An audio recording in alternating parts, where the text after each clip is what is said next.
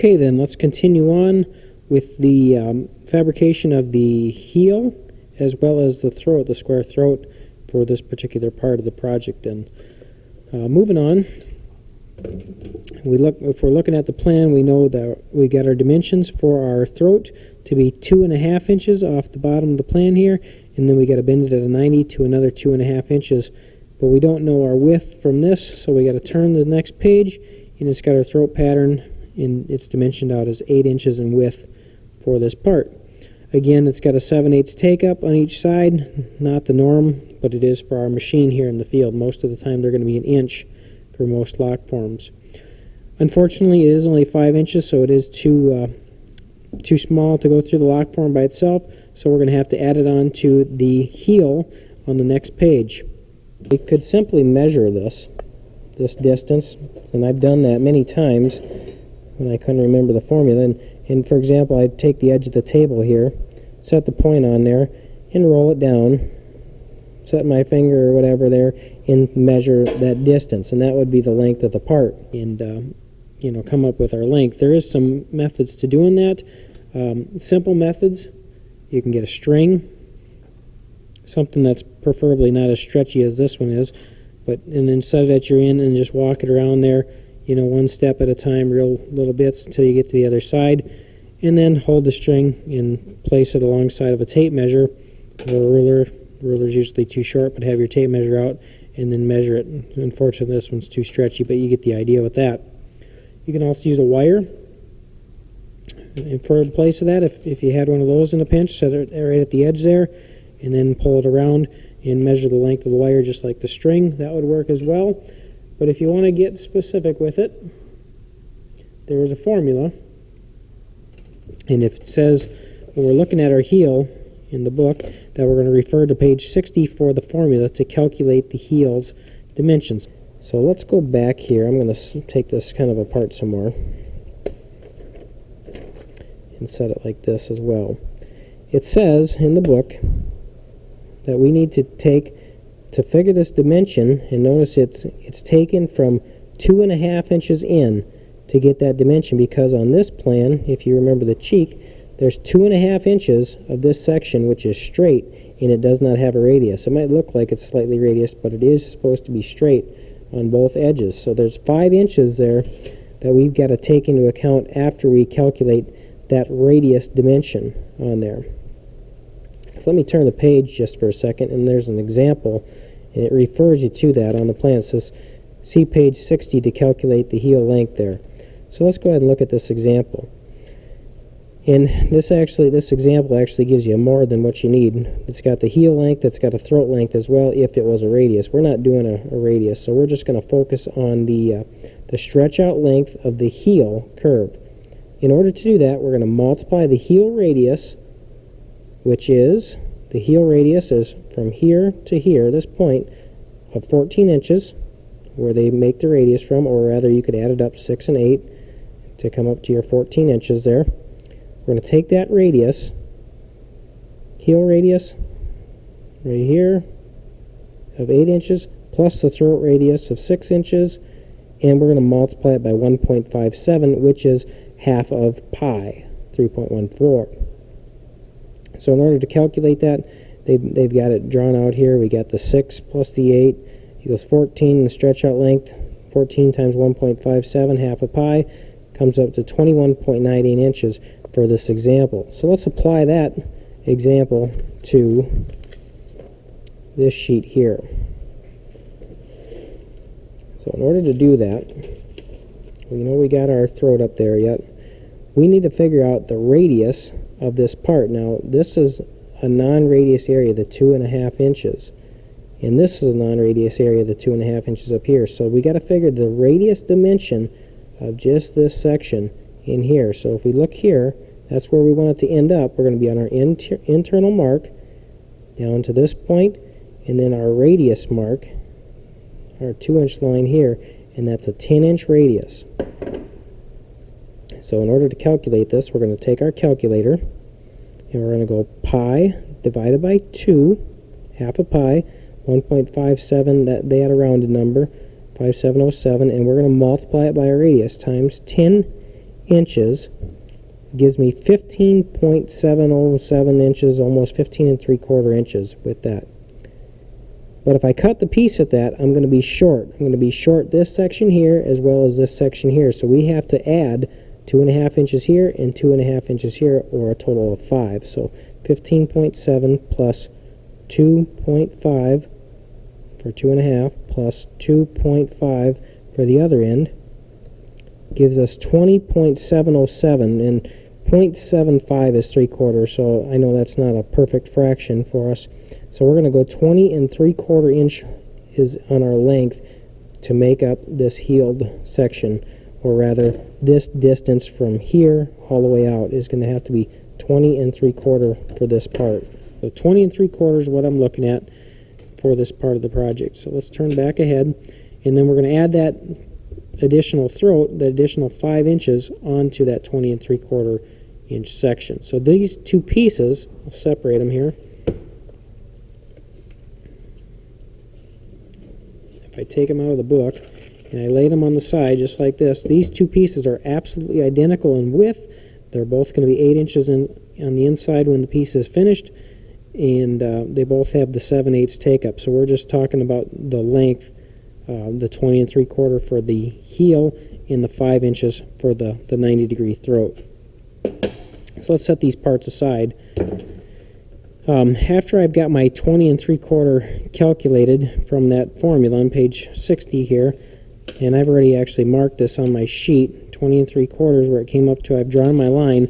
I want to follow that up by confirming it with the pattern. So I'm going to set it right on the edge here, flush them up, and then follow my line, not doing too much of a wave or anything, just following the edge of the sheet, and I'm going to roll that down to confirm that I calculated my formula correctly on the edge of that sheet, being very careful not to slip or slide when I roll them.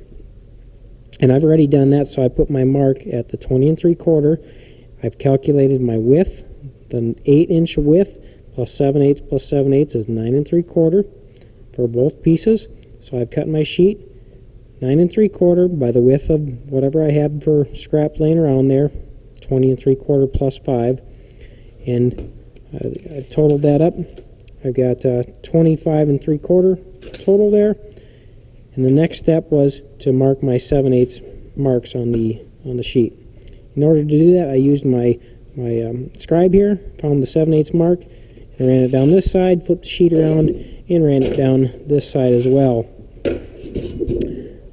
Okay, now that I've got those marks, I've got my distance figured for the outer radius, and now I took into account my last section here, my 5 inches for my inner throat as well.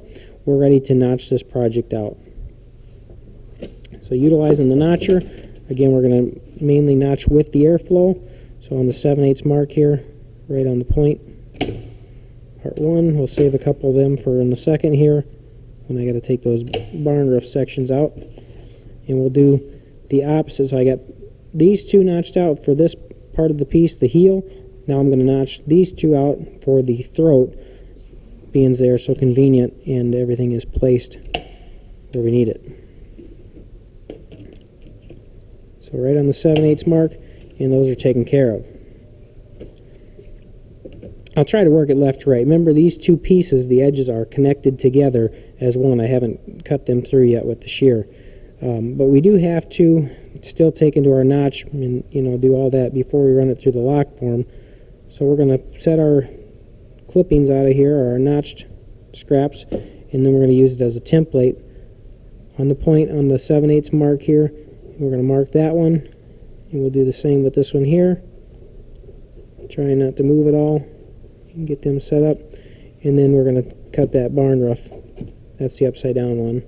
Out of that side like that, and then we'll flip it over and we'll do the same. Because I got this scrap, I'm just going to use it over the single parts. You don't have to be perfect with them, you just want to be pretty close with that. And then we take our tin snips and we'll cut those out of there. Just as if we were, if it was separated, we'd notch in this direction, that direction, and then clip off the edges of the part, which I'm going to show you on the previous notches in just a second here. after I get these cut out, and that's one. And then I'll show you, this is the other part, like this area of the notch. We just flip them back, remember, not straight on, but just a couple degrees back on both edges there, and then I'll flip the piece over and we'll finish that other side. And down here, 1, 2 on the ends, and that rough area out of the center for those notches that we can't get to with that particular tool. Okay, now that we got those out, I'll flip the piece back around so it's laying there same as the plan with that. In the previous project, we did not have a radius back. We had a bent back, so we had to have a relief cut in here. This one is going to be a rolled radius back. It's going to look something like this when it's finished. It's going to be bent up here, and then that's going to go around the heel, so we won't have to have any notches. This will all bend over just fine on itself with that part of the project. But that being said, on the throat, we do have a bent 90 degree in that. I'll show you here on this section, and here's going to be our throat. So we're going to have to put a notch in here, so when we bend these, we can bend the one to the left and one down, or whatever you want to look at that on those parts. So in order to do that, we just found the center of our 5-inch section, the 2.5 and the 2.5 there on the part, and we're going to put a notch right in the middle of that mark, and I've already measured them as well.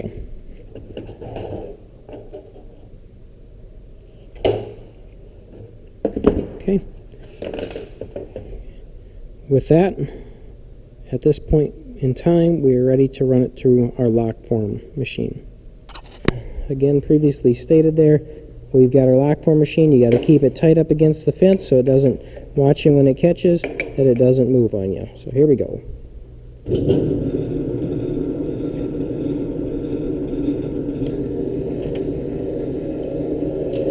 Making certain it was tight back there.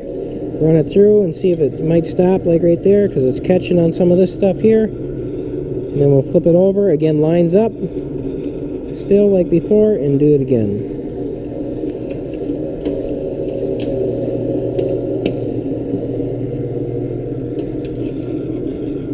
Shut it off, and we'll take it over to the shear, and we'll cut it on our 5-inch mark. Remember, to avoid your center, don't cut it short, otherwise you got to rebuild the whole thing, or at least a portion at greater than 8 inches on that. So looking inside there, trying to find my 8-inch mark, looking for the scribe line, and we'll cut it through. And now we got our second piece. Now that we're back over here, we're going to take our internal throat and we're going to make sure we bend it in the proper direction, paying attention to which side we bend it on, so it will lock into our lock form up here. So this one here, we're going to have to bend it with the lips to the outside of the part, and we're going to have to pull this up to a 90 on those center marks. So let's go ahead and do that and throw it in the apron brake, and we'll take care of that. So lining it up on the points that we previously notched in there, pull it down, and we'll pull it up to a 90 degree.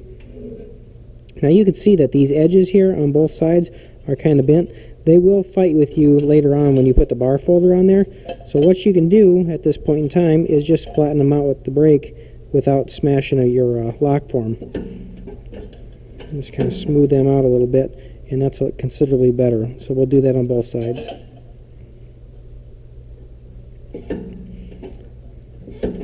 Most projects you'll do that with. Okay, so that will take care of our throat. Now we're going to have to roll the heel in a roller, which will be a first for you, but we're basically going to take it and we're going to wrap this around, and it should come out right on the project. Here we are, we're at our roller at this point in time. We're going to roll the outermost heel. Now I've got my parts here, I got my heel here, but in this gap, when you roll it, it wants to pull in tighter. So we're going to actually take some spacers, just some scrap pieces of metal that are fairly small, and with your gloves, we're going to slip them into that groove. Make sure they bottom out and they don't get caught for you in there, but make sure they are set in there pretty decent on both sides. And when we roll it, even though the metal is small, That'll help keep it stretched out, and that'll help when you go and take care of your assembly. The other thing when we roll this is we want to make sure we roll it the right direction. So if you look on the piece, we're going to have to bend that outer flange over onto this section here. So we can't put it on this side, or we can't bend it the wrong way, otherwise that flange will not work. So for this project, the lines are up and the flange is on the outer side or the back side, so it'll roll up towards us in a moon shape there. Remember, there's 2.5 inches that are straight, so we're going to try to start 2.5 inches in by opening the brake or opening the roller.